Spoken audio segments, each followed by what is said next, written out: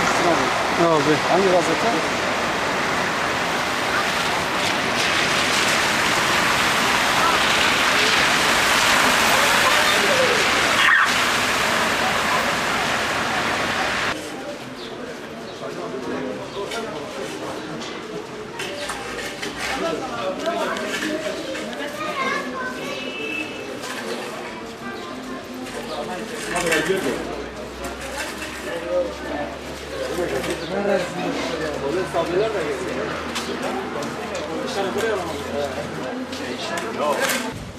Ah, mahallenin rezilliğini görün abi. 5 gündür burası böyle rezalet içinde.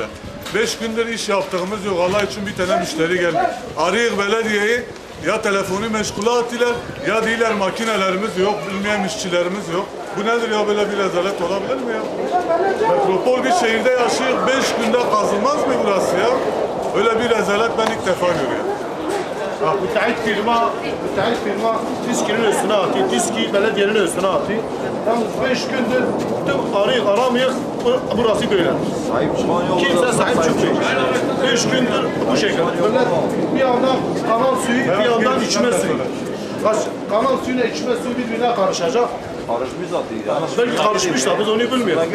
Daha caddeye kadar gitmiş 5 gündür yani böyle bu- hiçbir yetkili Bu gelmiyor. su, eğer buradaki su ana caddeye çıkmamış olsa belediyelerin üstüne durmaz. Bak 10 dakikadır ha, 10 dakikada su caddeye girdi hemen aç kurtlar gibi çullandılar burada. Ne olmuş, sorun nedir? Kardeşim sorun buradadır, 5 gündür burada ya. Ya olabilir mi böyle bir şey ya? Esnaflar kendi aralarında bu imkanı çözmeye çalışıyor. Müteahhit firma taşları getirmiş şuraya kadar. Yalnız orada buraya nedir adam gelemiyor. Adam diyor biz TİSKİ'yi aramışız. Kaç sefer aramamıza Ama rağmen ilgilenmesin, bütün suyu TİSKİ'ye gelmiyor. kessinler. Suyu kessinler, biz kendi imkanımızdan yapalım burayı.